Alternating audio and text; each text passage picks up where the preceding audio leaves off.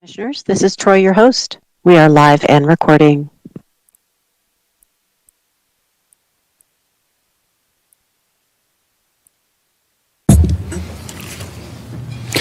Thank you, Troy. So with that, it's 2:30 p.m. On the afternoon of December 15th, 2022. We are going to do our public hearing budget adoption for the Lincoln Station Local Improvement District. We have already done the Pledge of Allegiance earlier today, so we'll move on to the attorney certification of the agenda. Mr. Pratt?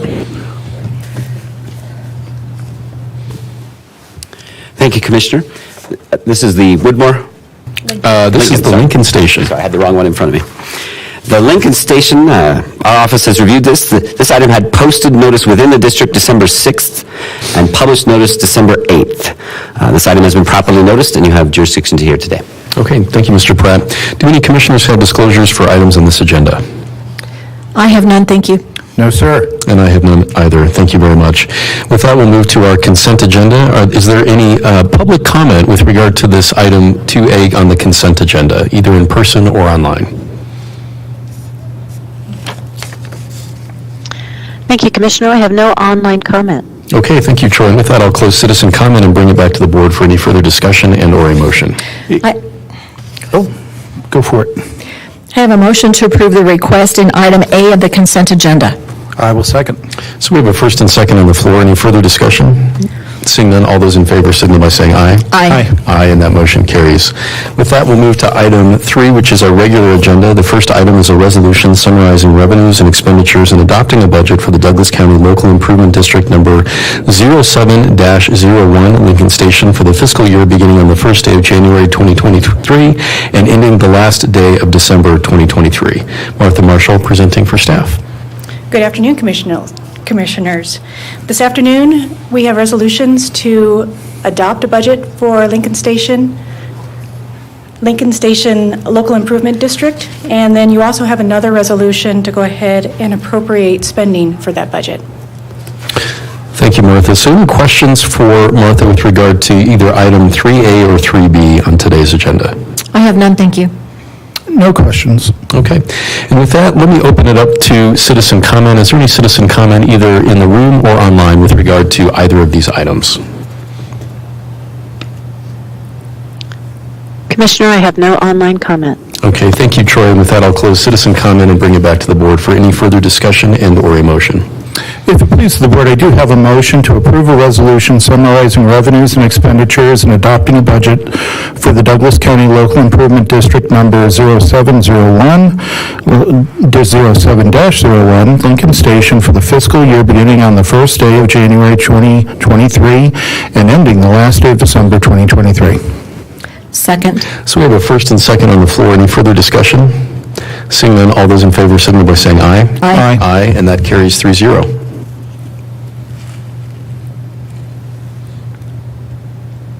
And I will accept a motion on the second item. I have a motion to approve a resolution appropriating funds for the Douglas County Local Improvement District number 07-01 Lincoln Station for the fiscal year of 2023. Second. So we have a first and second on the floor. Any further discussion? Seeing none, all those in favor signal by saying aye. Aye. Aye, and that carries 3-0. So I will adjourn this item for Lincoln Station and wait for staff to turn over for the next item.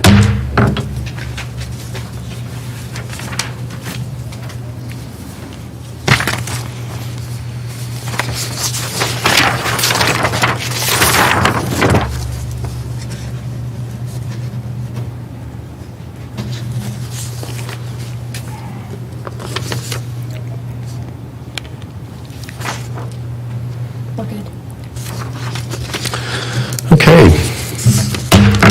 With that, we'll convene the Woodmore Mountain General Improvement District Public Hearing Budget Adoption for this Thursday, December 15, 2022. We have done the Pledge of Allegiance, so we'll forego that item 1A and move to item 1B, which is attorney certification of the agenda. Mr. Pratt. Good afternoon, Commissioners. This item had posted notice accomplished within the district on December 7th, posted notice at the courthouse on December 5th, and published notice accomplished December 8th. This item has been properly noticed, and you have jurisdiction to hear it today. Thank you, Mr. Pratt. Do any commissioners have disclosures for items on this agenda? I have none, thank you. No, sir. And I have none either. With that, we might move to item 2, which is our consent agenda. Is there any citizen comment with regard to this item 2A, our consent agenda, either in person or online? Commissioner, I have no online comment. Okay, thank you, Troy. And with that, I'll close citizen comment and move to item 3. Our regular items, a resolution summarizing revenue and expenditures and adopting a budget for the Douglas County Woodmore Mountain General Improvement District for the fiscal year beginning on the first day of January 2023 and ending on the last day of December 2023. Martha Marshall presenting for staff. Excuse me, did we need a motion for that consent agenda? Oh, I'm sorry. Okay. Yep, I will take a motion on the consent agenda. If it does please the board, I do have a motion to approve the request in item A of the consent agenda. Second. So we have a first and second on the floor. Any further discussion? Seeing none, all those in favor signal by saying aye. Aye. Aye, and that carries 3-0. So with that, Martha, on 3A. Good afternoon, Commissioners. Before you this afternoon are 3 resolutions for Woodmore Mountain Local Improvement District. The first resolution will be adopting a budget. The second resolution will be appropriating spending for that budget. And the third resolution will be appropriating a mill levy to help fund the appropriations, the budget and appropriations. Okay, thank you, Martha. Any questions for Martha? I have none, thank you. No, sir. Okay, with that, let me open it up to the public for any citizen comment, either in person or online, with regard to any of the items in 3, A, B, or C. Thank you, Commissioner. I have no online comment. Okay, and with that, I'll close citizen comment and bring it back to the board for any further discussion and/or a motion. I have a motion to approve a resolution summarizing revenues and expenditures and adopting a budget for the Douglas County Woodmore Mountain General Improvement District for the fiscal year beginning on the first day of January 2023 and ending on the last day of December 2023. Second. So we have a first and second on the floor. Any further discussion? Seeing none, all those in favor signal by saying aye. Aye. Aye, and that carries 3-0. If it pleases the board, I do have a motion to approve a resolution appropriating funds for the Douglas County Woodmore Mountain General Improvement District for the fiscal year 2023. Second. Okay, so we have a first and second on the floor. Any further discussion? Seeing none, all those in favor signal by saying aye. Aye. Aye, and that carries 3-0. And I have another motion to approve a resolution levying general property taxes for the year 2022 to help defray the costs for the Douglas County Woodmore Mountain General Improvement District for the 2023 fiscal year. Second. So there's a first and second on the floor. Any further discussion? Seeing none, all those in favor signal by saying aye. Aye. Aye, and that carries 3-0. And with that, I will adjourn the Woodmore Mountain General Improvement District. We'll give staff an opportunity to turn over for our public hearing.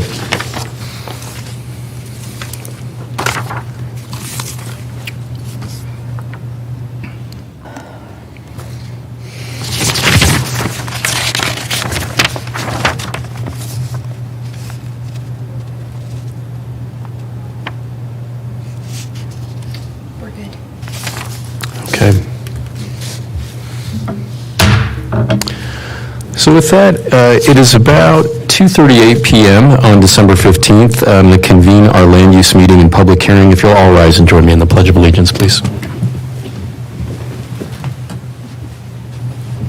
I pledge allegiance to the flag of the United States of America and to the republic for which it stands, one nation, under God, indivisible, with liberty and justice for all. Thank you very much. Attorney Pratt, do we have certification of today's agenda? Thank you, Commissioner. Chris Pratt with the County Attorney's Office. Items 2A through C did not require any specialized notice, but were noticed 24 hours prior to this hearing. Items 3A through G had published notice accomplished on December 8th.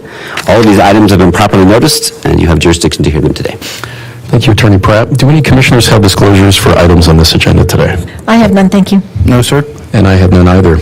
With that, we'll move to item 2, which is our land use meeting agenda items. Item 2A is Mirabel Filing 1, Sixth Amendment replat, project file SB 2021-051. Mike Pasica presenting for staff. Hi, Mike. Good afternoon, Commissioners. Mike Basico representing Planning Services. And the project before you is the Maribel Village Filing 1 Sixth Amendment replat, project number SB 2021-051. And Leo and Carol Hayward are the property owners. The proposed replat request is to vacate the lot lines and internal easements between 34 residential lots, resulting in the creation of 3 lots, and to vacate Sable Court, an unbuilt county right-of-way.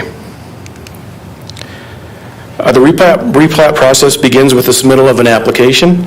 Following a review period by referral agencies and the public, there is a public meeting before the Board of County Commissioners. No significant referral comments were received during the referral period. Comments from surrounding neighbors were received with general questions regarding what was being proposed and potential changes to access. The property location, shown by the red star on the vicinity map, is in the south central portion of the county, approximately 1.5 miles west of Interstate 25 and 3/4 of a mile east of Perry Park Road. Take a look at the zoning map. The replat, or the proposed replat area is outlined in red, located in the West Plum Creek sub-area of the Douglas County 2040 Comprehensive Master Plan, and the parcels involved in the replat request are zoned Agricultural 1 and Suburban Residential. And here's an aerial of the project area, again outlined in red. You can see there's an existing home and accessory structures on Lot A1, generally in the center of the map here. A little bit of background. Maribel Village Filing 1 was approved in 1971 for 502 residential lots. Maribel Village Filing 1 First Amendment was approved in 1994, which created Lot A1. This larger acreage was downzoned to the Agricultural 1 Zone District at the same time, and existing home and accessory structures exist on Lot A1, as seen on the previous slide. There are no paved roads or central water and sewer services available to the subject properties. The replat simply consolidates smaller lots for purposes of future downzoning and large lot development. This slide shows a portion of the replat exhibit. This is the upper area of the proposed request. And again, the request is to vacate interior lot lines and utility easements on 34 residential lots and create 3 new residential lots, and to vacate Sable Court. Sable Court is in the upper left-hand corner of this exhibit. It just shows it's a unimproved cul-de-sac, and all of the surrounding lots are owned by the Haywards. And the replatted area of the new lots, our Lot A1 would be 194.9 acres in size, Lot A2, 3.53 acres in size, and Lot A3, 9.13 acres in size. And the proposed lot sizes are consistent with recently replatted lots in Maribel Village. And this is the lower half of the project area. Here is the larger Lot A1. There's Lot A2 here, and Lot A3 down in the lower left-hand corner. This is a view to the north of the southern area of the proposed replat project. So you can see Senecio Drive and, in Lupine Drive. Most of these roads are not built in or not improved. And this is towards the upper end of the project area. This shows Sable Court, this area right here, and you can see that it's basically an unimproved dirt road, and that is the area to be, or portion of right-of-way proposed to be vacated. These are the approval standards for replat, which are discussed in detail on pages 7 through 8 of the staff report. Staff has evaluated the replat request in accordance with Article 7 of the subdivision resolution. Should the board find that the approval standards for the replat are met, the following proposed conditions should be considered for inclusion in the motion. Condition number 1, prior to recordation of the replat, technical corrections to the plat exhibit shall be made to the satisfaction of Douglas County. And Condition number 2, all commitments and promises made by the applicant or the applicant's representative during the public meeting and or agreed to in writing and included in the public record have been relied upon by the Board of County Commissioners in approving the application. Therefore, such approval is conditioned upon the applicant's full satisfaction of all such commitments and promises. Section 70606 of the subdivision resolution sets forth the parameters for the board's determination on replat requests as noted on this slide. And this concludes staff's presentation. I can take questions now, otherwise Marion Hayward is here this afternoon to answer any questions you might have for the owners. Mike, thank you for that presentation. Any questions for staff? Mike, I do have one question for you. In the packet, it's page 8 of the packet, but it's under item D that says project description.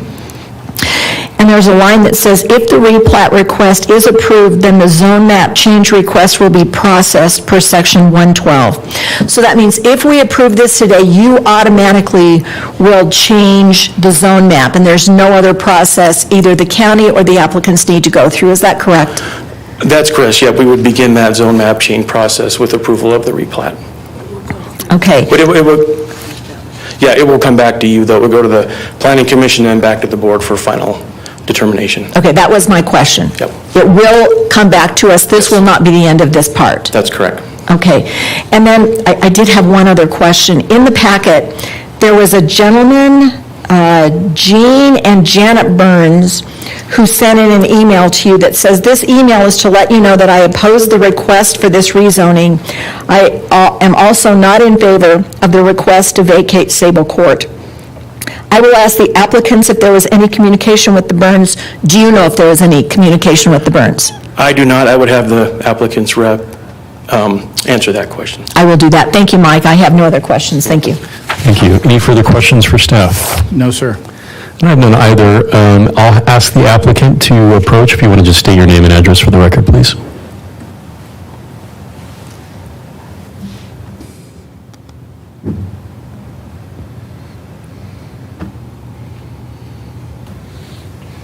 Oh, and if you want to just go to the middle podium, please. Welcome. Please do not touch microphone. All right, we will try. This is Rod Hayward, and I need to correct a misstatement. My name is Marion Woodward. I'm the project manager for the family.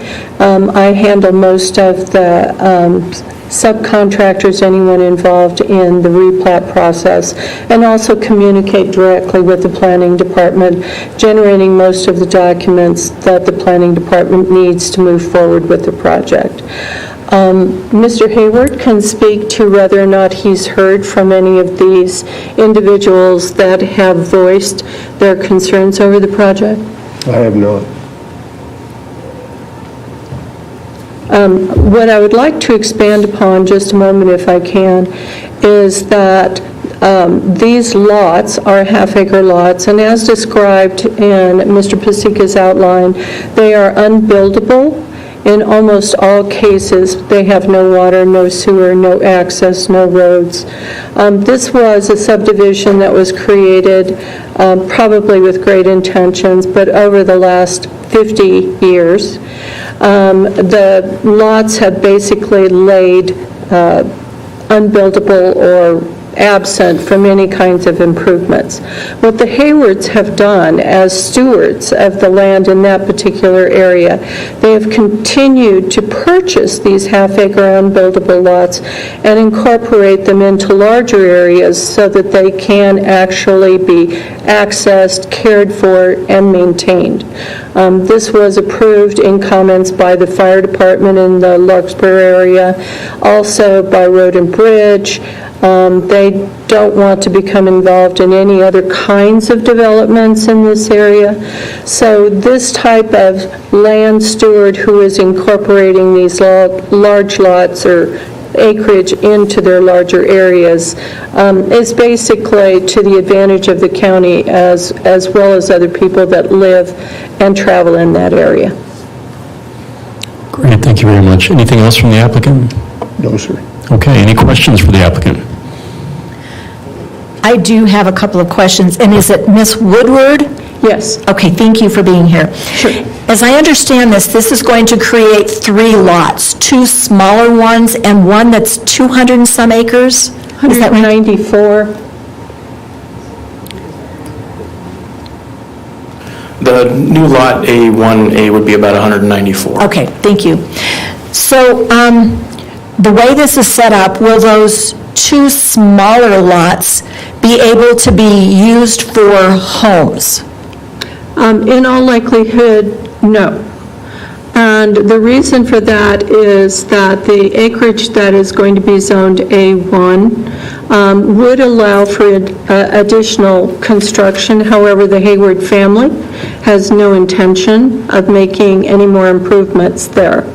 As far as the other 2 lots, I've been informed by the planning department that they will probably, in all likelihood, remain suburban residential, and that would prevent any kind of construction on those lots.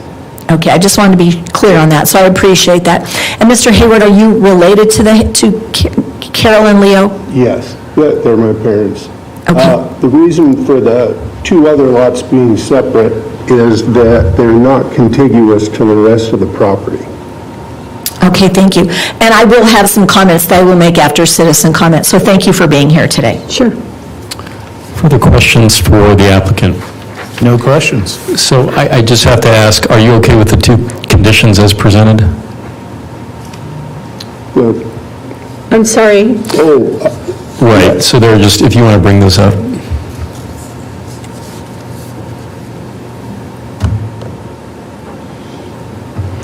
Right, we're aware that there may be technical corrections to the plat, and we discussed that with the planning department and with Mr. Pasica overall in coming before the board. The technical corrections might be not boundary changes per se, but plat map changes that might not meet certain standards in the assessor's office or in another area of the county. So we are aware of that. And yes, we are going to fulfill all commitments and promises to the board and to the county. Okay, you're okay with the 2 conditions? Yes, we are. Okay, great. So with that, let me open it up for any public comment. Is there any public comment in the room or online with regard to this item?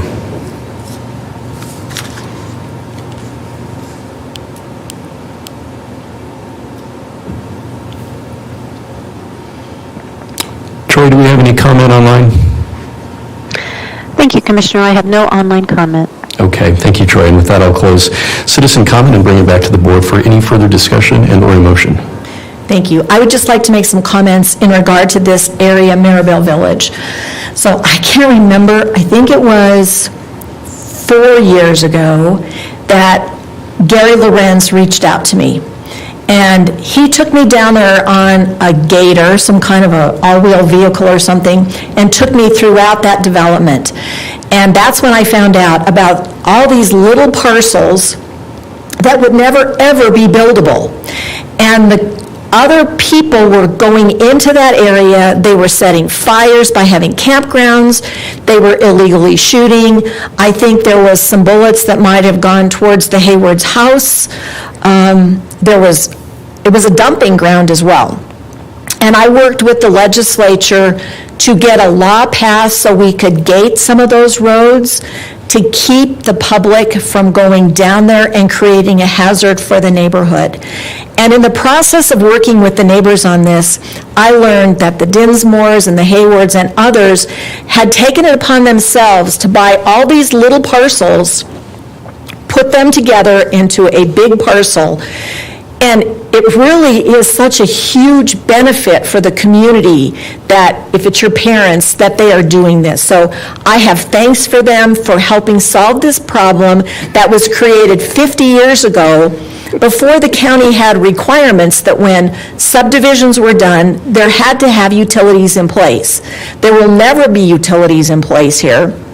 It's a way to keep citizens also from being scammed, who think they are buying a parcel to build the home of their dreams, only to find out they've been scammed and they'll never be able to use this parcel. They'll just have to pay taxes on it every year. So I applaud what has happened with the Haywards, and I am in support of this project, so thank you. Thank you very much for your comments, Commissioner. Thank you. Additional comments or a motion? Well, I really agree with Commissioner Thomas on many of the things she brought out. I mean, I think this is a great service, you know, to the people of Douglas County. And, you know, thanks to your family for taking on this task. I mean, it's not free. There is no just throwing land to private individuals that occurs in this county. So there is investment. There's investment in some cases over years. And I applaud that. The reality is land stewardship is something that we should all have a feeling, we should all have a focus on doing to keep Douglas County a great place. Obviously, you guys are willing to put your money where your mouth is and do the work to come before us and get good projects like this done. So if it pleases the board, I do have a motion to approve Maribel Filing 1, 6th Amendment, because it does meet all of the approval criteria with the two conditions. As presented, project file SB 2021-051. Second. So there's a first and second on the floor. Any further discussion? Seeing none, all those in favor signal by saying aye. Aye. Aye, and that carries. Thank you very much. Congratulations, you guys. So with that, we'll move to item 2, which is a zoning resolution waiver for 9350 Roxborough Park Road, project filed MI 2022-014. Brett Thomas presenting for staff. Hi, Brett.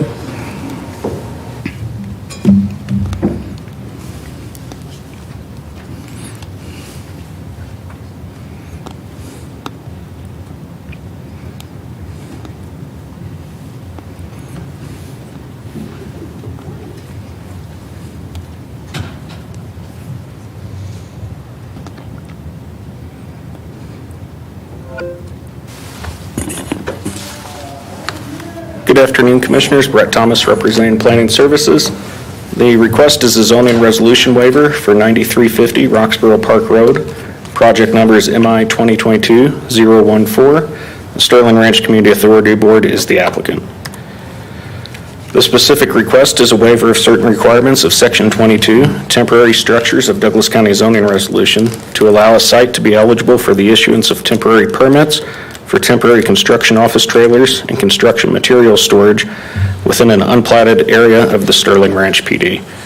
As part of the request, the applicant also requests to allow the temporary permits to extend until January 13, 2028. The board previously approved waivers for the site to house temporary construction office trailers and material storage for various contractors involved in the construction of roads, water, sewer, storm drainage, and other infrastructure within future plats within the Sterling Ranch PD. The original waiver was approved by the board through January 13th, 2023. The current request being made by the CAB is to grant a 5-year extension to the previously approved waiver to January 13, 2028. As noted in the project narrative, the CAB does not propose any modifications to the existing temporary construction offices or storage trailers. As depicted on this vicinity map, the site is located in the northwest portion of Douglas County within the Sterling Ranch PD. As outlined in red on this zoning map, the site is located on the east side of Roxborough Park Road, approximately 500 feet north of the Excel overhead transmission lines and 1/2 mile south of Titan Road. This aerial view shows the property within the context of other surrounding Sterling Ranch parcels. Sterling Ranch filing number 1 is located to the east of the temporary construction office, and Sterling Ranch preliminary plan number 7 is proposed to the south and west. This slide shows the existing site layout, which will remain unchanged. The following few slides are photos of the existing site that the applicant included in the request letter.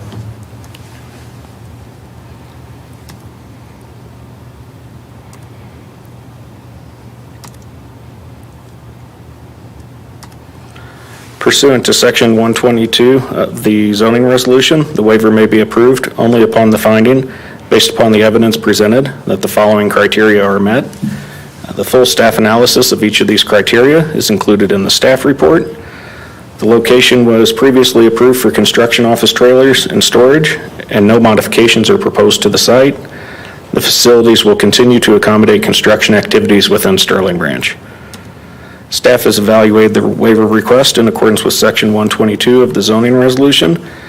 Should the board approve the request, staff proposes the following conditions. Condition number 1, the construction office structures and associated use areas shall be removed from the site on or before January 13, 2028.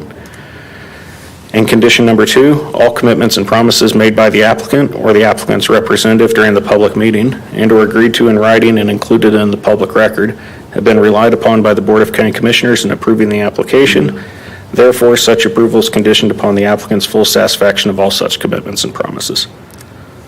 This concludes staff's presentation. I'm available to take questions on the staff report at this time. Otherwise, a representative of the Sterling Ranch Community Authority Board is available to answer any questions. Thank you, Brett, for that presentation. Any questions for staff? I have none, thank you. No, sir. And I have none either. With that, if the applicant would like to approach. I believe they may be remote. Oh, okay. If the applicant is online and you have a presentation, now is your time. Good afternoon, Commissioners. Cameron Richards on behalf of the Sterling Ranch Community Authority Board. I do not have a formal presentation. I just wanted to make myself available to answer any questions that the board might have concerning this request. Good to see you, Cameron. Thank you. Got it. Thank you for being here. Any questions for Cameron? I have none, thank you. No, sir. And I have none either. With that, well, let me just ask the applicant, are you okay with the conditions as presented? Yes, we are okay with the conditions as presented. Okay, thank you, Cameron. So with that, let me open it up for any citizen comment, either in person or online, with regard to this item.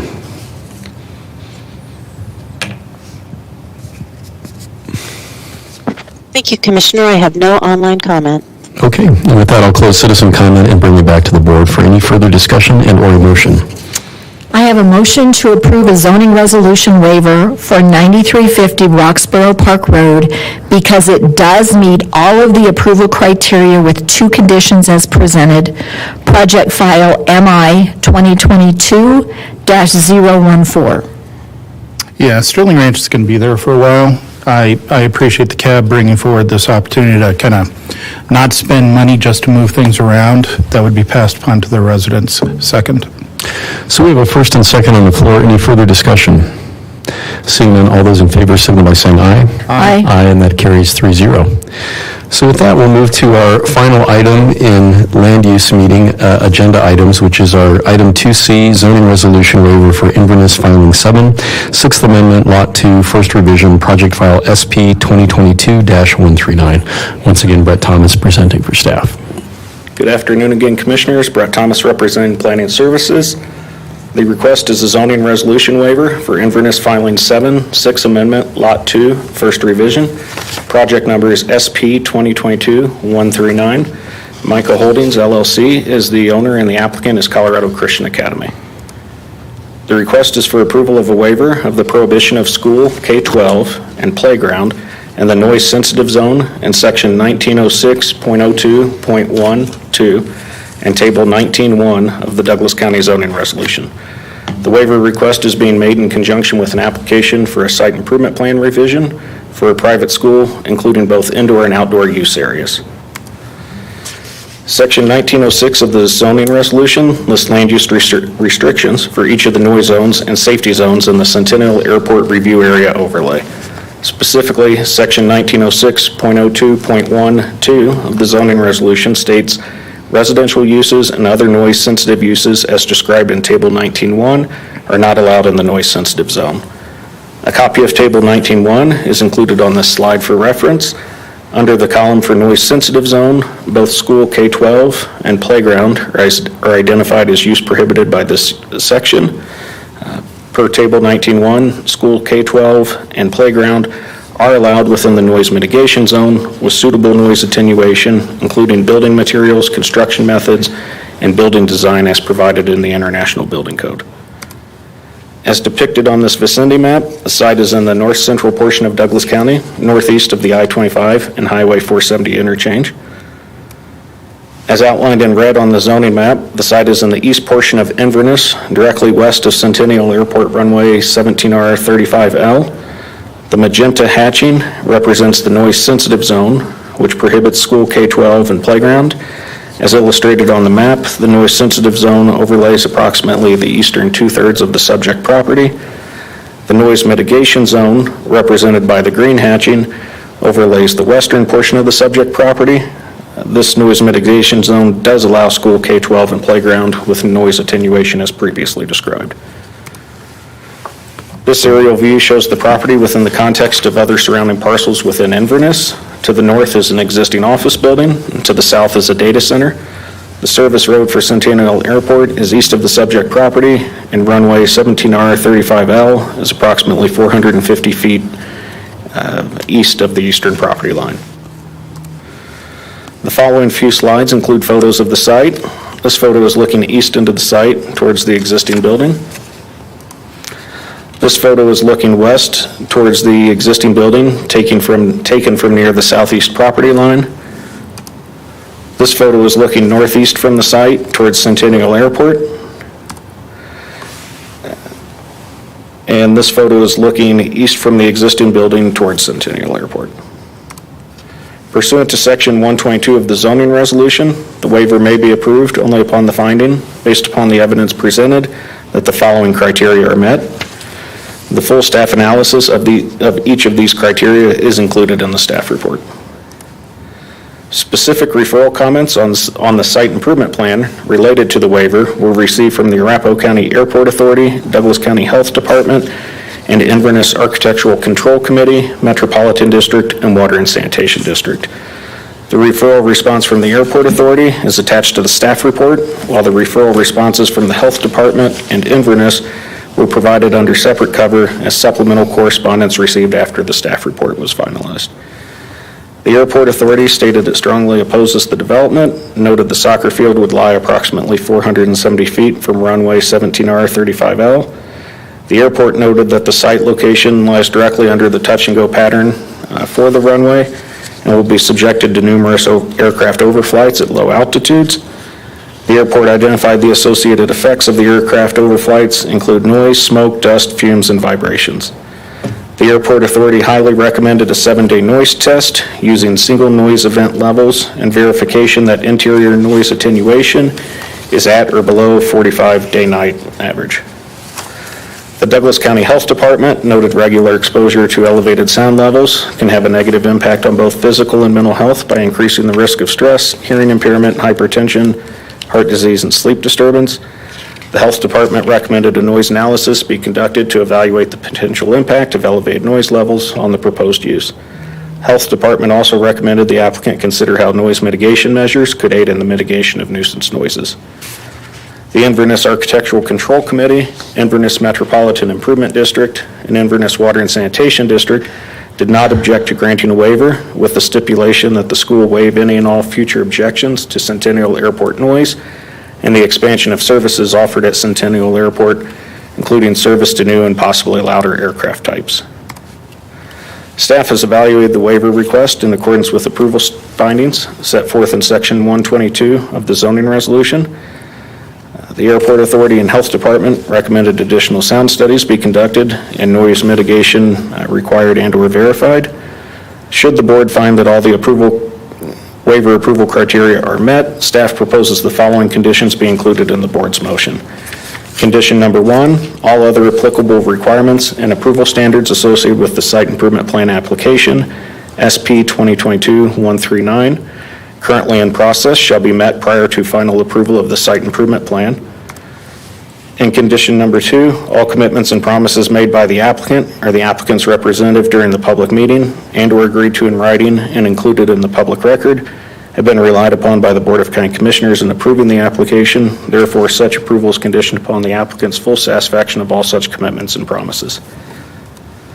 This concludes staff's presentation. I'm available to take questions on the staff report this time. Otherwise, the applicant is prepared to make a presentation. Thank you, Brett. Any questions for staff? I have none, thank you. No, sir. I have none either. With that, we'll invite the applicant to approach.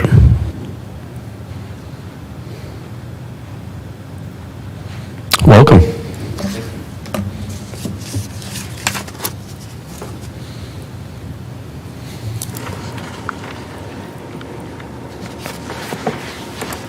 Hi, Thank you for having us today. I'm Natasha Harris. I'm the owner and manager of Michael Holdings LLC. I'm also on the board of directors for Colorado Christian Academy. I have 3 young children that currently attend there. I'm joined by Frank McNulty, chairman of the board for Colorado Christian Academy. He has 2 young children that currently attend there, and also joined by Heather Bidlock and Mike Shaw with Galloway. I want to just take the opportunity to thank staff for identifying this issue for us. We were unaware of the airport overlay district and really appreciated them bringing it to our attention so that we could work very quickly to address it. And also, commissioners, we really appreciate your time today in considering this waiver request.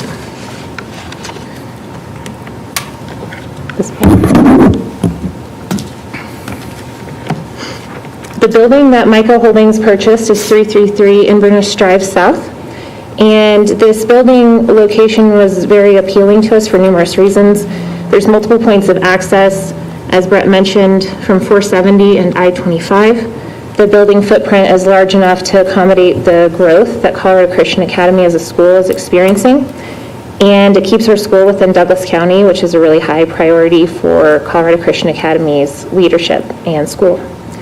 The property is secured on the southern and eastern sides by a high-security fence. On the south side, it's secured due to a data processing facility, and then on the eastern side, obviously the airport side, which we feel is a very strong amenity, having a secured perimeter for a school. This is just an overview of what we'd like to go over with you all today, and please feel to stop us at any time if you have any questions. As I mentioned, I'm the owner of Michael Holdings LLC, and we're requesting a zoning resolution waiver that will allow school and playground use in the noise-sensitive zone that is currently adjacent to Centennial Airport. Colorado Christian Academy began in 2020. It was a notable year for many of us, so we'll never forget that year that we started the school. But since 2020, we've experienced substantial growth as a school, and we really needed to find a permanent home. Our school is classically rooted in academics, but we have high priority on health and overall wellness of the whole child. The school, also with our leadership of Colorado Christian, we really value the governing principles held by the elected officials in Douglas County, and so our search was completely restricted to Douglas County for these reasons. The building holds a lot of natural light. 13 acres allows for a lot of room and outdoor spaces, and obviously a larger building footprint, and as I mentioned before, plenty of room to grow. The airport noise sensitive zone does cover most of the building and property. We did retain Atlas Technical Consultants to conduct a sound survey and sound test when we were informed by staff of the airport overlay in the noise sensitive zone. The study summarized that the average noise levels, just kind of at a high level, both inside and outside the building were well within standard limits for general office noise. One significant thing to note is during the sound study testing, inside the building, no aircraft noise was noted in the study. So we are requesting a DCZR waiver that currently prohibits the use of playgrounds in a K-12 school within the noise-sensitive zone, and we are working to place the outdoor student amenities in the best areas accordingly. Okay. Thank you, Natasha, and thank you, commissioners, for your time. Brett, thanks to you and your team for helping move us through the process. Natasha has laid out the building, some of Colorado Christian Academy to you. I wanted to share with you the why. We're currently located at Valley View Christian Church at Santa Fe and Titan. Two good things are happening. The church is growing and needs their space back, and the school is growing, and we need to add classrooms. So we put together a volunteer committee, search committee, to look for properties throughout Douglas County that would accommodate not just the school, but the academics of the school, but also the physical fitness aspect of the school. And we had volunteers, we retained real estate professionals to help us find a building that would work, lease or buy, and really the options were limited. We did want to stay in the northern part of Douglas County because that is where most of our families are from, so our search was from Santa Fe on the west to essentially I-25 and C-470 on the east. We did identify this property as being optimal for the school for a number of reasons. One, the property that Natasha talked about allows us to have significant outdoor recreation areas and the playground that will be sited appropriately, but also the interior allows us big, bright, open spaces to have classrooms and worship space, chapel, and community areas for our school. Zoning criteria, commissioners, I'll move through these very quickly. You have them in your materials, our answers, and staff's analysis as well. So if you have any questions, we'd be happy to answer questions that you might have. But I think overall, what we understand is that how we view it is the airport is an amenity. And I know this sounds odd, but we really do view it this way. First of all, for the secure border on the east side of the property, that does matter to us. It is important to us, and we do view that as a positive for the school. Also, the ability to integrate with other schools in the area, like Colorado Early Colleges. The airport commented when CEC went in, very similar comments to what they submitted in relation to this waiver request, but CEC is there, and we do see the opportunities to help grow synergies there in that area, and the parks and the open space that are there and directly related to the property, a real benefit to the school and to our kids. So I will let Natasha walk through the site improvement plan for you so she can tell you a little bit about that, and then we'll wrap up and answer questions that you might have.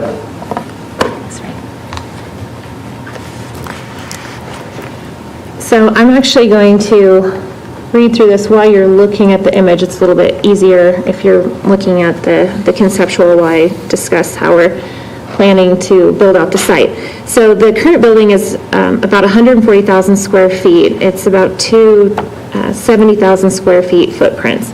The southern portion of the building we've identified as great for school use because of the natural southern light, and it also allows more protection for playgrounds on the south side of the building. Additionally, playgrounds to the north side of the building would be subjected to Colorado weather, which would include ice in the winter and make playing outside fairly difficult.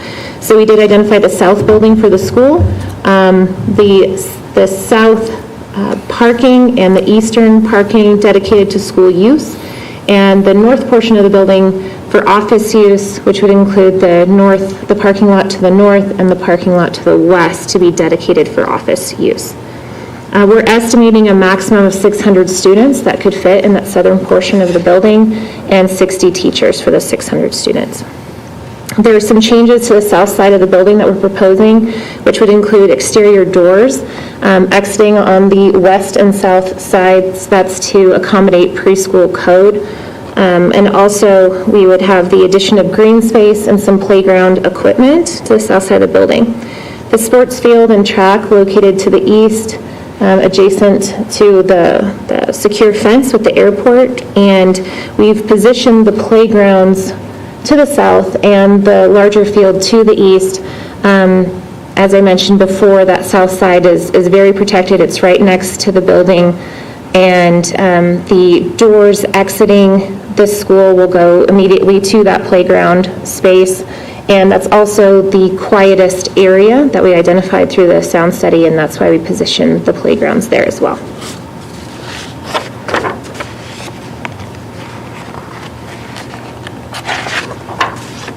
And have Frank come up and talk about the airport overlay.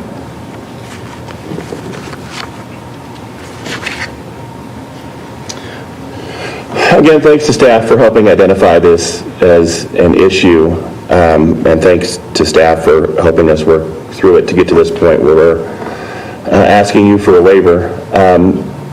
It is in the noise-sensitive zone, and we do recognize that there will be airport noise.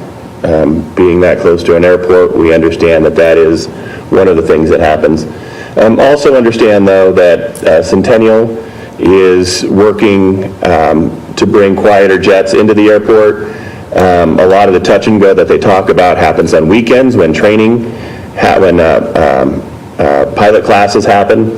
And military jets, typically according to their website, those flights happen more in the summertime than they do in the wintertime, although we do understand that they'll happen all year round. But also recognizing that the school will be there from 8 o'clock, the students will be there from 8 o'clock in the morning until about 3:30, 4 o'clock in the afternoon. Aircraft traffic has rush hours as well, early in the morning and then early evening. And so our understanding in visiting with and reviewing materials too is that most of that activity will happen either before or after our students are in class during the day. So while we understand it is in the overlay, we accept that, we understand that, and we know that there will be things associated with that, noise and other items that have been identified that we will have to accept, and we are ready to accept that.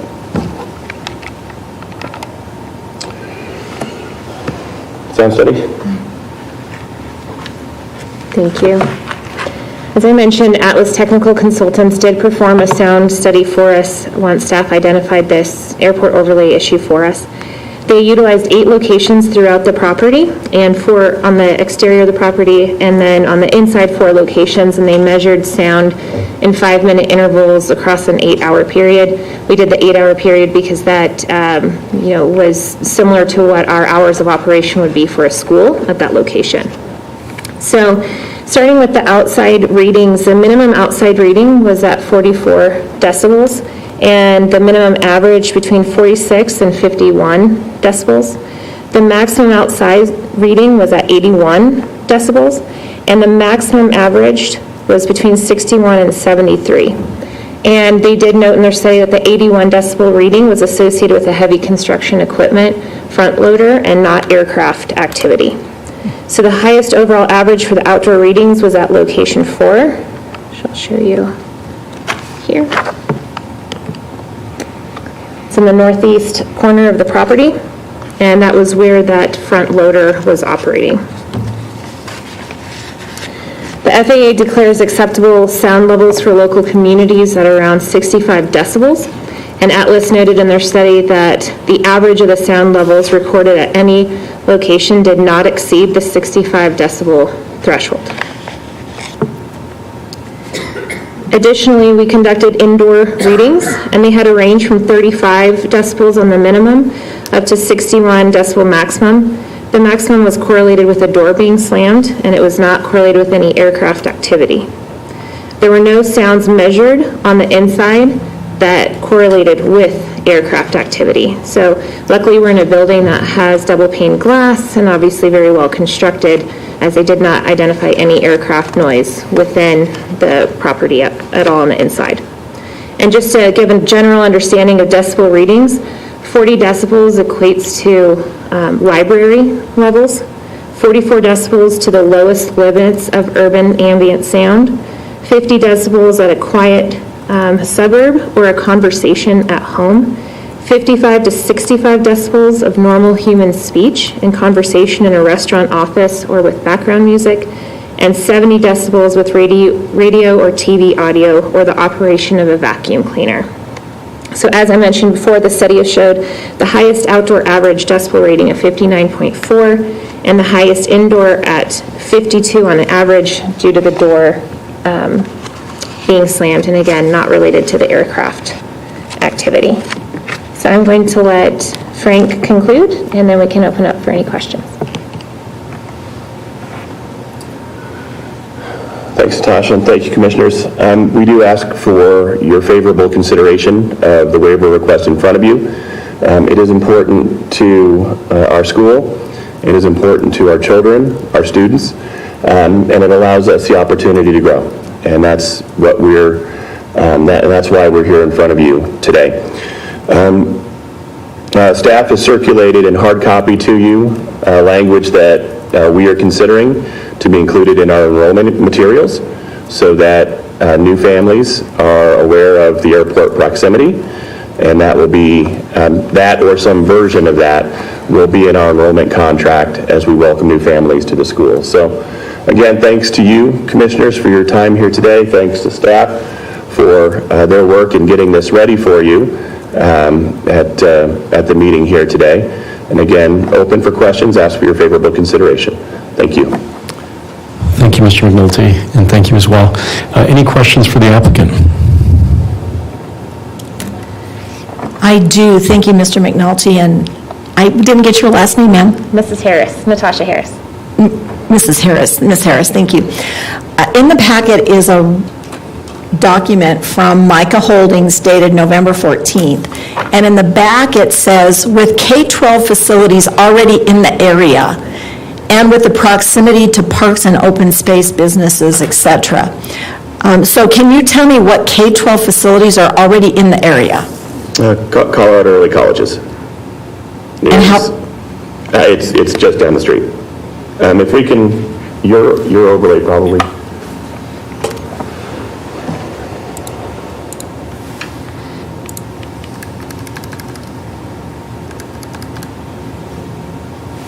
Yeah, so it's going to be right about here. Is that about right? Yeah, it's, the property's split by this green line, so it's roughly where this mouse is. Yeah. Thank you, Brad. So is it also in this overlay area? It is not in the noise-sensitive zone.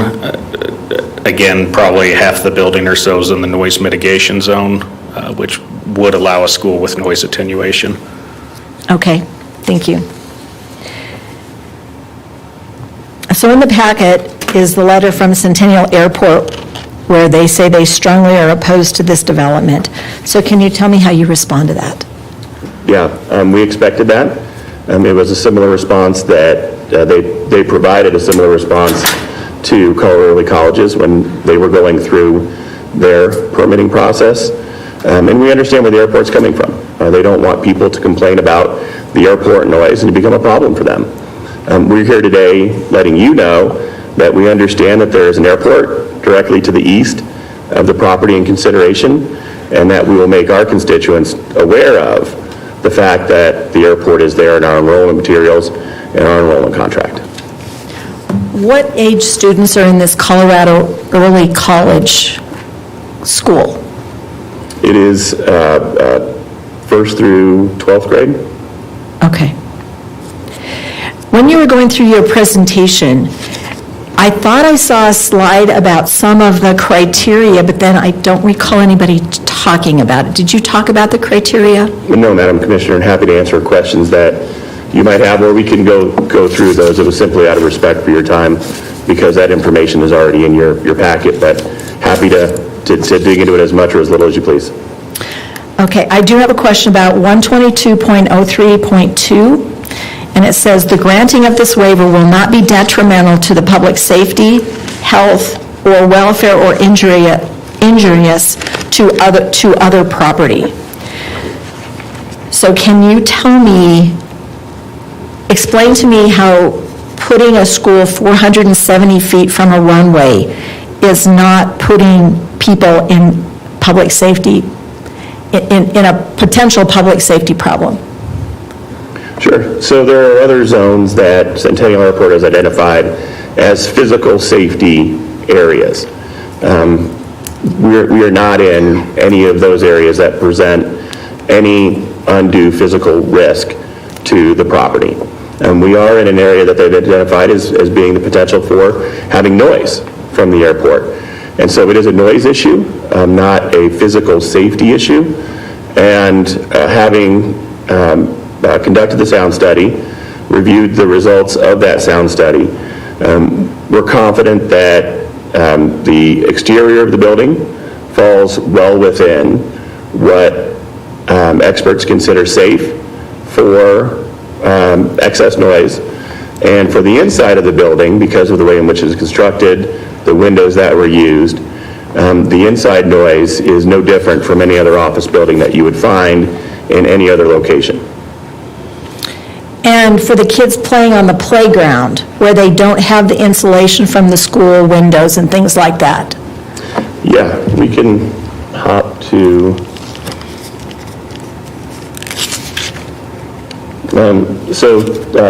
65 is the number that we're looking for, and during this 8-hour, it was conducted over a period of 8 hours during a workday.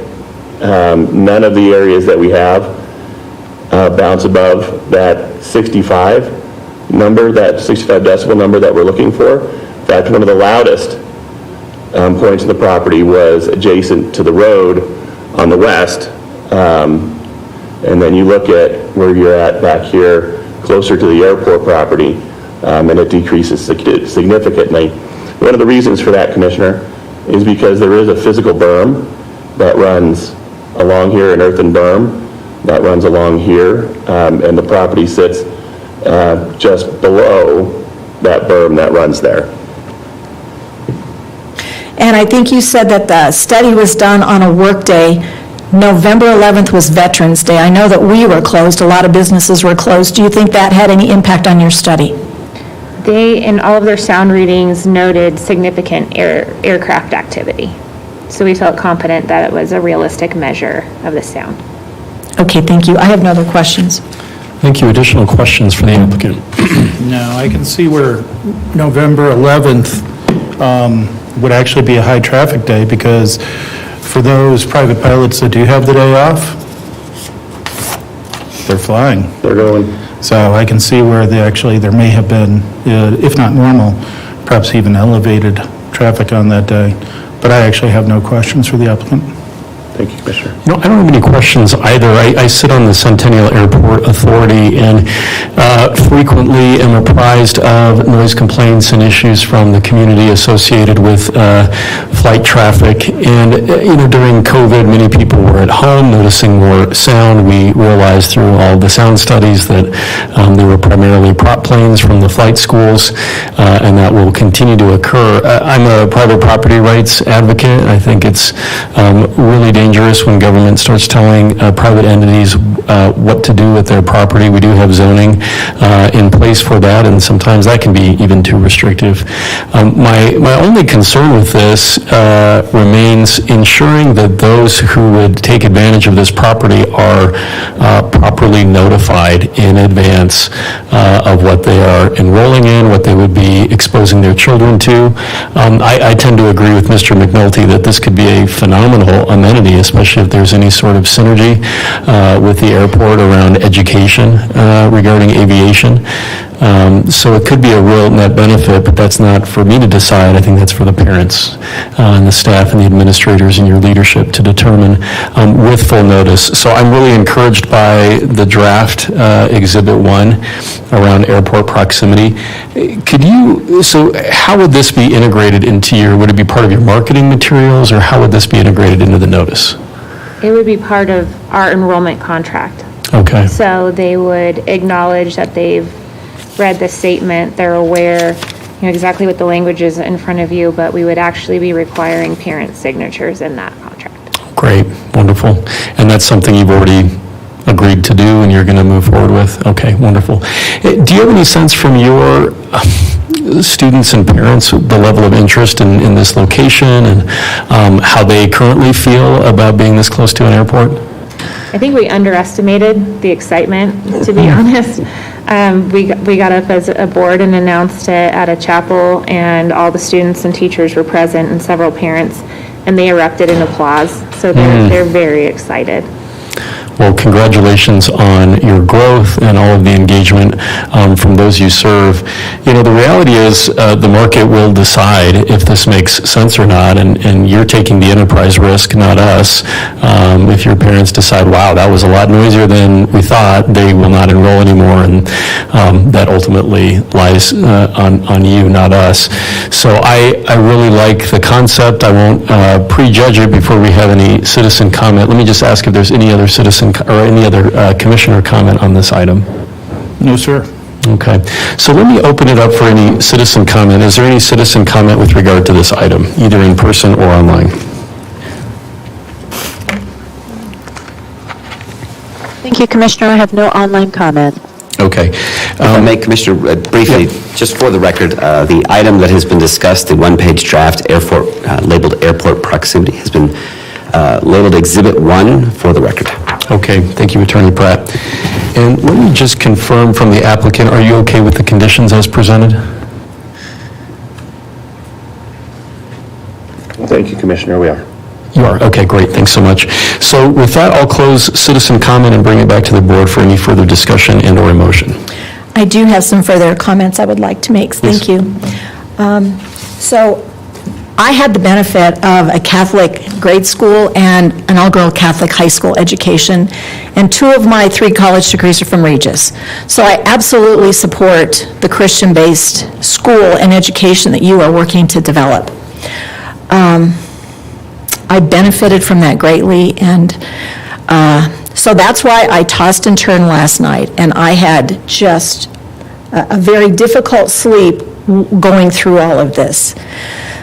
My background as not only a state trooper but a coroner who has responded to aircraft disasters makes this a real difficult decision for me to make. And I just heard a fellow commissioner say that, the decision doesn't lie with us, it is with you if you choose to put the school there. But I think the decision does lie with the Board of Commissioners if we grant a waiver and something bad happens. And that is my concern. I absolutely understand the excitement that you have been building a school for 2 years and you need more space. I also understand how difficult it is to find commercial space to do what you want to do in Douglas County. I read this report from Centennial Airport that's dated November 29th that says 3333 Inverness Drive South lies entirely within the restricted development area of the airport influence area. Based on the airport's land use guidelines, all new residential and other noise-sensitive developments, including schools, are prohibited within the RDA. And because of my experience with plane crash disasters, I cannot accept the responsibility of granting a waiver if something like that should happen to a child. If the parents are okay with them being on a playground next to a runway and are okay with the noise, and in the school, but the reason I believe this is in place is because of the potential problems with an airplane disaster. And so I am going to be voting no based on 122.01.2. The granting of the waiver will not be detrimental to the public safety, health, or welfare, or injurious to other property, as well as 122.03.6. The proposed development will be in conformance with the Douglas County Master Plan. That section says that land use controls are a valid means of mitigation, including protecting noise-sensitive uses from generating excessive levels of undesirable noise. So as much as I want you to be successful, I don't feel as a commissioner I can take the responsibility for approving this. So that's why I will be voting no. Thank you. Thank you, Commissioner Thomas. Further commissioner comment? Yeah, you bet. I guess my experience has been in trying to build a charter school that my children, it did get built, and my children attended. And, obviously, this is a zoning variance that's being asked for, a waiver that's being asked for based on sound criteria. I think you guys really, I think you lucked out in finding an existing commercial property that had obviously been planned for sound mitigation in mind. I find the results of the sound study to be conclusive to support the granting of this waiver. I don't know, I know a little bit of something about private aviation. My wife is a private pilot. My in-laws were alternately managed private flying clubs, and my father-in-law continued to fly right up until the time he failed his FAA physical at, I think he was 76 at the time. My father was a private pilot. So, I mean, I know something about approach danger zones, approach areas. I actually know quite a bit about Centennial Airport, both from the ground and from the air. And this isn't along those approach danger areas. So it's really a question of sound. I mean, I don't mean to downplay or take anything away from my colleagues' comments, but with everything, you know, we do need to stay in the box that we are given to approve here. And it just sounds like, to me, like the applicant is within that box. Personally, I believe the reason for the zoning exclusion is to actually compel an owner or an owner, but also an operator of a commercial, or in this case, a school, to actually come into the county and go through the process that the applicants have been compelled to go through in order to kind of ensure that we're asking, are you sure? And I believe the presentation today expresses that you are sure, you are going into this with your eyes wide open. So, if it pleases the board, I do have a motion to approve a zoning resolution waiver for Inverness Filing 7, 6th Amendment, Lot 2, first revision, because it does meet all of the approval criteria with two conditions as presented. Project file is SP 2022-139. Second. So there's a first and second on the floor. Is there any further discussion? You know, I just want to clarify, I think the comments are well taken from my colleagues, and I think, you know, all of the issues associated with this application have been well considered. No doubt, I recognize the responsibility that this board has under Section 122.03 of the Douglas County zoning resolution, and that we have the ability to grant a waiver or not. But ultimately, when I look at the risk that's being undertaken, that will lie upon the private property owner. And, you know, in terms of accidents do occur, and that is a risk that I believe is best suited for parents to determine, not for government to determine for you. And for that reason, I do speak in favor of the motion. Is there any further discussion? Seeing none, all those in favor signal by saying aye. Aye. Aye. Any opposed? I'm opposed, no. And that passes 2-1. Thank you very much. Thank you, Commissioners. So with that, we'll move to item 3, which is our public hearing agenda item. That item is a motion, let's pull that up here. So that's a resolution adopting amendments to Douglas County Zoning Resolution Section 18A, Water Supply Overlay District, Project File DR 2022-004. Lauren Pulver presenting for staff. Mr. Chair, while they're setting that up, Chris Pratt with the County Attorney's Office, I was made aware there's a correction to the record. Published notice for this was accomplished November 17th, just for the record. Okay, thank you, Attorney Pratt.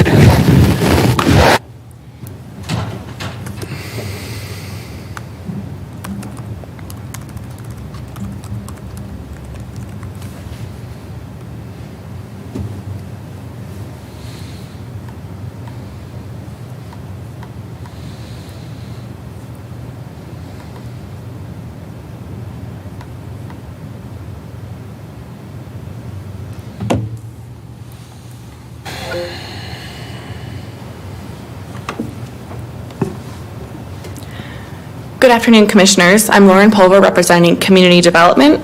The request before you today is an amendment to the Douglas County zoning resolution.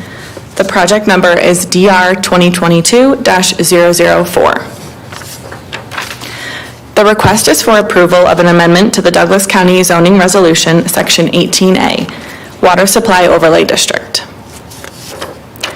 Per zoning resolution section 109, the board shall evaluate the proposed amendment, referral comments, staff report, the planning commission recommendation, and public testimony, and shall approve with modifications, table for further study, remand to the planning commission, or deny the amendment proposal.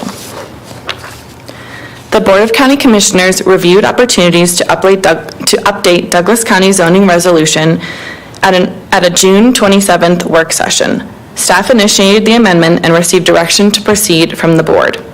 The amendment is prepared by staff and forwarded to referral agencies for comment.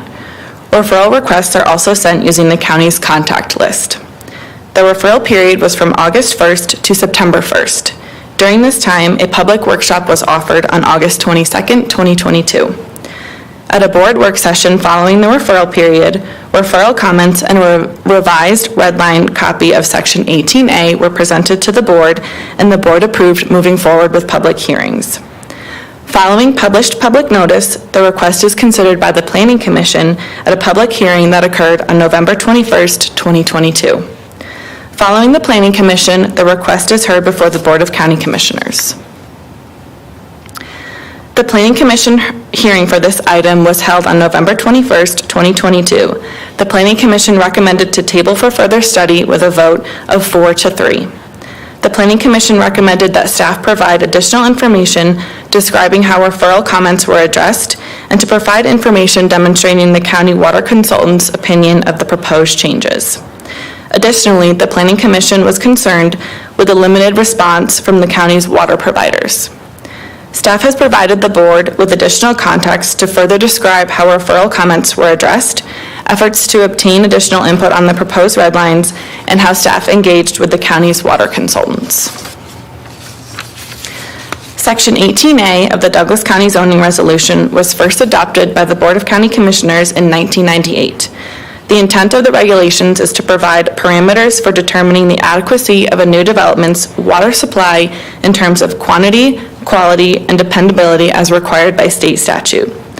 Douglas County can update Section 18A in order to keep it current relative to changes in state statute, the complexity of proposed water supplies, and the cost of new water supply infrastructure in today's economy.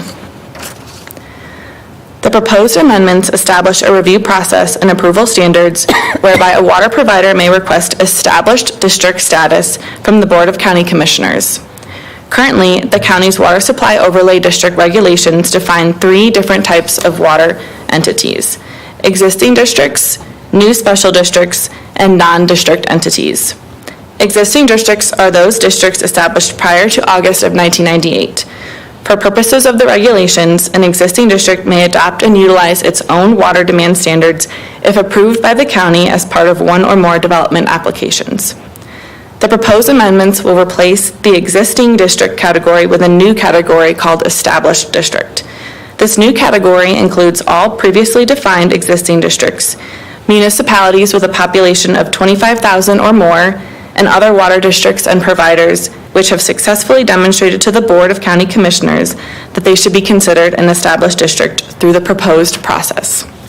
An established district has the opportunity to adopt its own water demand standards rather than being required to apply the county's demand standards as set forth in 18A. Certain definitions are amended within the proposed change, including a new definition for conjunctive use water supply. This proposal does not change documentation and information requirements that are necessary for the board to make a determination that a water supply will be sufficient for a proposed land use. For a district to become considered established, the district must go through the review process outlined in the proposed changes. The process starts with the district request. With the application, the district must submit several documents to Douglas County, including a narrative of the request, a current water supply report, conservation plan, plan for renewable water supplies, existing customers served, and other information. Once Douglas County receives a full application, staff will review all submittal items and provide comments to the applicant. Once the applicant has been given the opportunity to address staff's comments, staff will schedule the request for a public hearing before the Board of County Commissioners, where the requests will be approved or denied. The district's request will only be approved if the district has demonstrated its capability to provide ongoing water service to its existing and future customers, and that the request will not be detrimental to the health, safety, or welfare of the present or future of the county. Staff sent the proposed amendments to the countywide contact and referral agency list, which consists of approximately 500 respondents. A summary of the referral responses was provided in the staff report. Staff also conducted a public workshop located in the planning office where no citizens attended. Staff received technical comments from the county's water consultants, 2 comments from referral agencies with proposed revisions for clarity, and 3 public comments with concerns related to water supply and the county's ability to review water demand standards. Some minor changes were made in response to the comments received. Overall, the proposed amendment does not change the board's authority to review water supply adequacy and demand standards during the development review process. Additionally, 2 water providers inquired as to if they would be considered established based on year of formation of the district. Staff was able to verify that they would be considered established. After evaluating the proposed revisions, referral comments, and staff report, the board may approve with modifications, remand to the Planning Commission, or deny. This concludes my presentation. I'm available for any questions. Thank you for that presentation, Lauren. Any questions for staff? Lauren, thank you for that extensive presentation. So when I went through the packet, I printed off several comments that were received that were opposed to this. There was some from Arapahoe County that indicated we had our numbers wrong in our zoning information. It says in the new section 1807A.01.3, it looks like the references to 1806A.012 should be 1807A.012. Did you see those, and have those been discussed? Yes, Commissioner, that was a technical revision that has been addressed. It has been, okay, thank you. And then there were letters from the Chatfield Community Association, from the Roxborough Village First HOA, and Jan Dixon. Have all of those issues been addressed? All of those comments did receive a response from staff, and just to address them again, the water demand standards and water supply will be reviewed by the Board of County Commissioners during any development review process. So this request before you does not change water demand standards. Okay, thank you. I have no other questions. Further questions for staff? No questions. You know, I was looking at the letter from the Chatfield Association on page 187 of the packet, and, you know, I guess one of the questions I have is, you know, how they bifurcate between paper water and wet firm water, and whether or not this allows, you know, particular districts to really put us in a precarious situation in the event of drought or other, you know, future water challenges. How does staff respond to some of those comments from Chatfield? I believe we use our county's water consultant to review all water supply when, during the development review process, and they do distinguish between firm water resources and paper water available to a district to ensure that there's an adequate water supply. So the county would still be reviewing that criteria and looking at those issues, ensuring that we're not putting citizens at risk. Okay, I think that's helpful. Any additional questions? No questions. Okay. I do have one. When you talk about our water consultant, is that Lidle or is it Hatton? I believe right now Planning Services and the Community Development Department is using a number of water consultants that can be used depending on any conflicts with a development project. So the one that you've talked about that has reviewed all of this, is that Applegate or Lidle or both, or do we know? I believe we had Bruce Lytle review, I believe we had Applegate review, and there's one other water consultant that the name is escaping me. Yes, Respect. Okay, thank you. I have no other questions. Okay, if there's no additional comment or questions from Board of County Commissioners, let me open it up for any citizen comment. Is there any citizen comment either in person or online with regard to this item? Thank you, Commissioner. I have no online comment. Okay, and with that, I'll close citizen comment and bring it back to the board for any further discussion and or motion.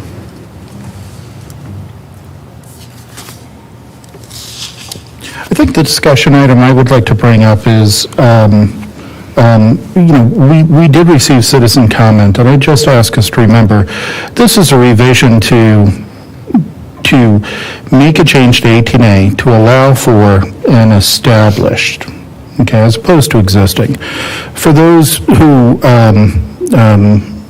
know, maybe haven't looked at the calendar yet and done the math, you know, we're weeks away from 1988 being 25 years ago. And I realize that an infrastructure district, a water district is not a person, but, it would be hard to find a 25-year-old walking around living an adult life and not call that person an adult. When we look at I think the simile can be applied here as well, is that if a water district has existed for 25 years, if a water district has existed perhaps for not that long, however, they are serving hundreds, if not thousands, of our residents. That is a water district that has gotten from that infant stage that we probably do. I think we do need to micromanage to a different stage. A stage of demonstrated self-sufficiency, a stage of demonstrated water resourcing, and then, of course, all the tasks that are demanded of a water district, both by Colorado federal law as well as 18A itself.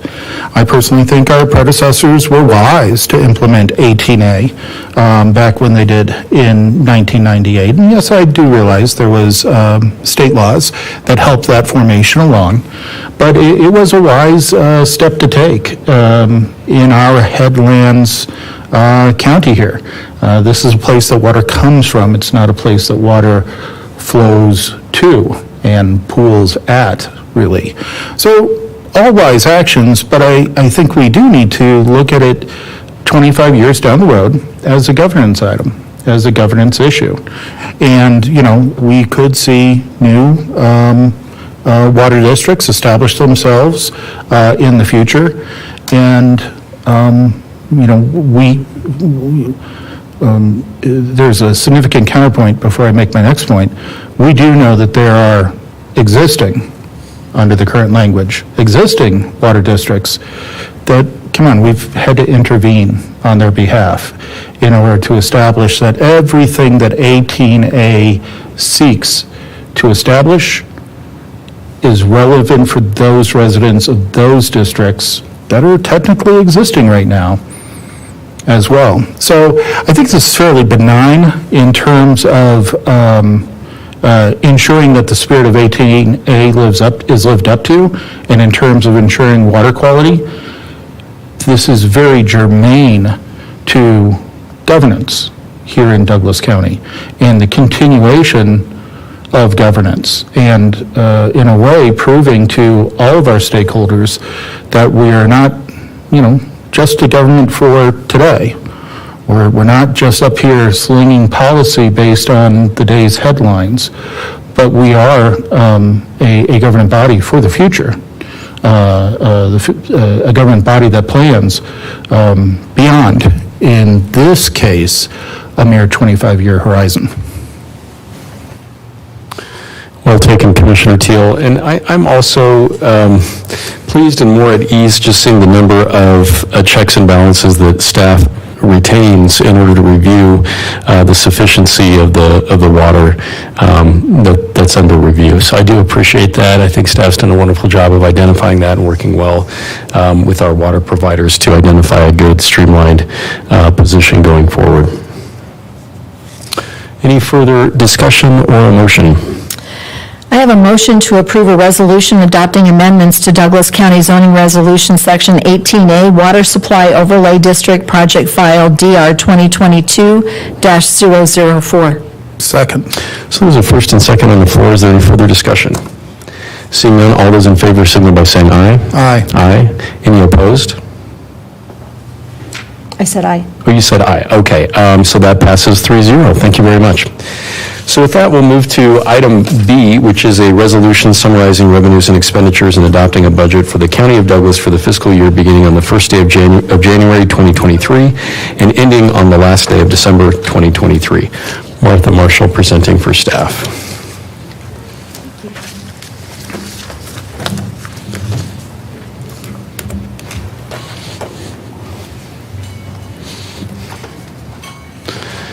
And Martha, I'm wondering, in the interest of time, is there a way by which you think we might be able to walk through the presentations through G? Or did you want to take these up one by one?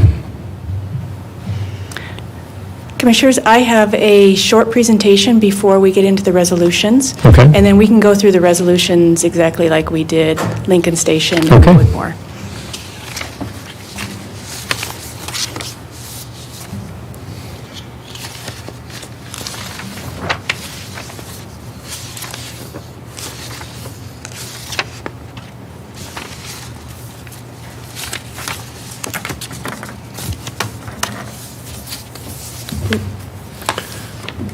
While you're pulling that up, I do see an esteemed member of our community in our gallery, Suzanne Burkholder, who was approved to our Library Board of Trustees by consent. Just wanted to congratulate you on your appointment, and we're looking forward to your future service. Thank you. Absolutely.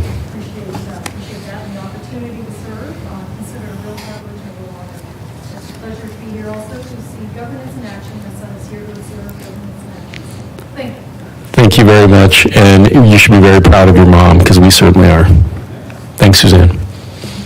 Martha? Okay, Commissioners. So good afternoon, Commissioners. Martha Marshall for Budget Staff. Before you this afternoon is the culmination of many hours from county staff all throughout the county. And we've had many work sessions with the board, and so I'm very thankful that you guys have committed so much to our process. It's very meaningful. So, as I said, I have a short presentation for you this afternoon before we get into the resolutions. So, as you know, our budget process is very long. It starts in May, and what we do in May is we begin setting up base budgets for departments, so that then we can open the budget module for them, and they can get in and start looking at their base budgets, reallocate them as they see fit, and then they can also go ahead and enter any new requests that they have for the next year. And then in June, we start the process of looking at our revenue forecasting.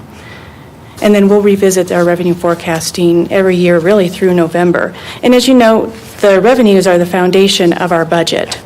So it's really important that we have a clear picture of what our revenue forecasts are going to be so that we know what we can afford.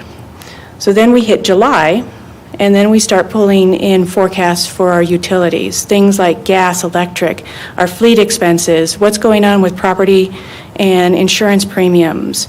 The departments are also submitting their new requests in July, and so we start looking at those, asking questions, kind of do a preliminary prioritization with those. Then August hits, and we're now starting to work on our salary and benefit costs. What's going to happen with merit? And you know that our HR department goes ahead and surveys what's happening in the Denver metro area with all of the other counties and other governments. We also look at private sector too. And so we get a good idea of what's going on with salary and benefits in August. And so the board really prioritizes these kind of what I call lights on expenditures, those fixed costs and those salary and benefit costs. And it's very important for you to go ahead and cover those first. And really the big pieces of this are our salary and benefits for our existing employees. And so we look at those first before we really get into adding any new initiatives and funding requests. So then we now hit September, and we now have a pretty good idea of what our available funds will be for new requests and initiatives.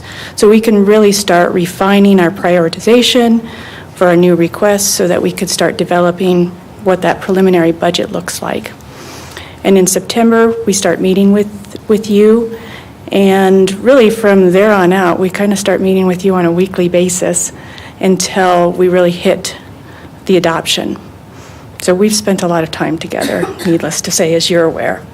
The other thing I want to point out on this slide is that preliminary budget presentation that is identified as October 14th. This is a statutory deadline, which is really October 15th, but that fell on a Saturday this year. Fell on a Saturday. This year. But so we have a statutory deadline to present a preliminary budget to the board by October 15th. And one of the main purposes of this is to give citizens time to review that preliminary budget before it's adopted by December 15th. So really 2 months to really go through that and ask any questions that they may have. So that's kind of our timeline. You can see why it kind of takes so long for us to move through this. Next, I want to talk about the board's policy manual, because it provides the county manager with guidance for the development of the county's annual budget. And for the 2023 proposed budget, it is compliant with all 13 criteria in Management Limitation 3.3, which is the financial planning and budget management limitation. And let me just point out some of the key components of this. So it says that the budget does not deviate materially from the board's priorities, nor does it risk financial jeopardy, and it relies on 2- and 5-year forecasts. The budget provides adequate disclosure of revenue and expenditure assumptions. It maintains adequate reserves per county policy and adheres to all state and county fiscal laws and policies. Now, kind of looking at the overview of what the 2023 proposed budget looks like.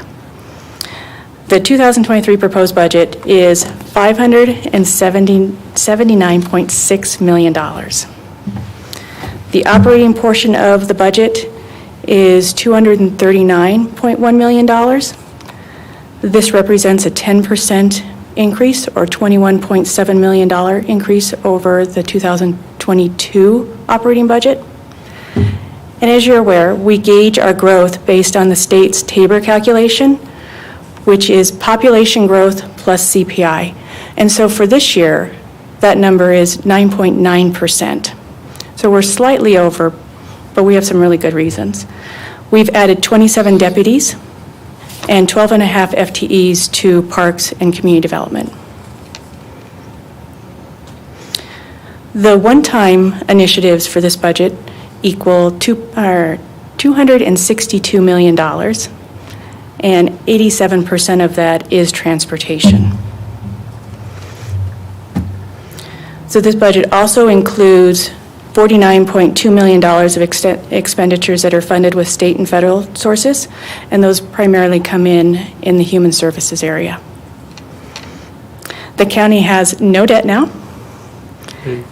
This budget does not include any new taxes or fees. This budget does include a 1.25 temporary mill levy reduction. The impact is approximately $10 million in property tax revenues to the county that we won't be collecting. And this budget is balanced for all funds and meets all statutory and county policy requirements.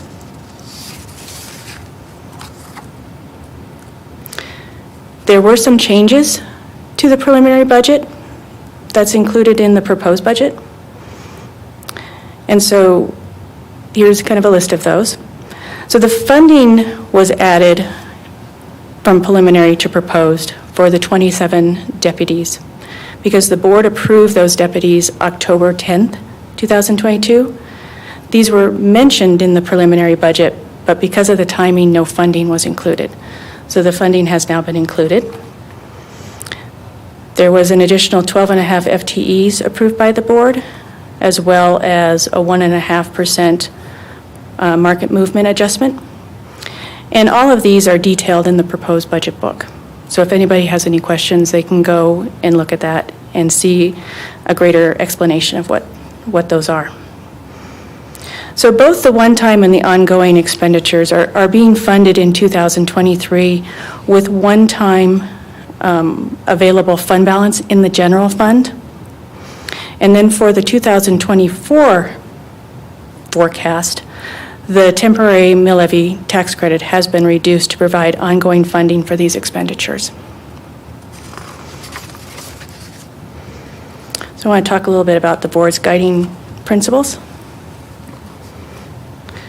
So this is an important component of us developing the budget.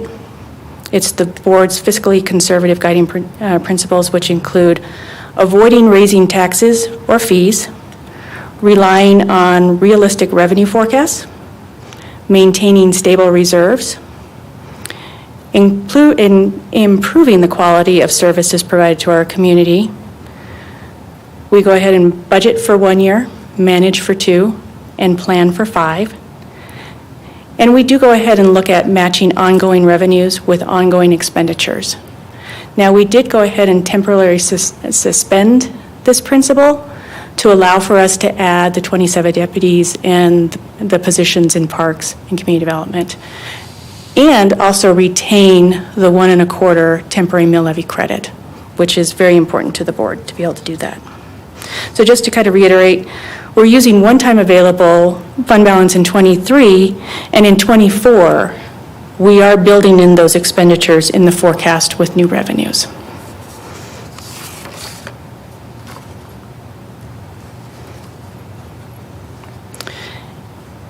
This slide shows how the 2023 proposed budget aligns with the board's priorities. The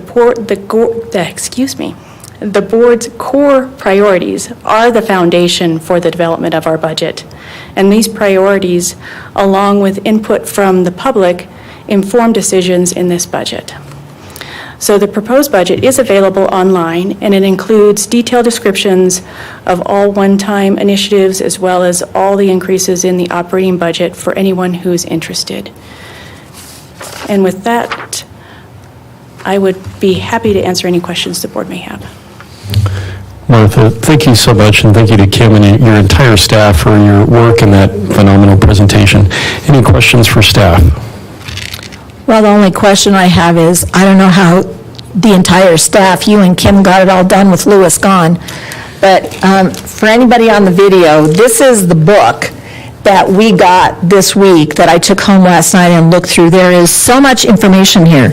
So if you have any questions at all about how Douglas County's budget, today we're going to approve a budget that's about $580 million, and the current budget for 2022 is about $650 million because of the supplementals that have been added over the years. But here's where you start if you have questions. So thank you to the team, Kim and Martha, for getting this done. Further questions or comments? No questions. Before we take a public comment, I just want to thank Martha for once again a long string of meetings with me to, once again help me get on board with our budget process.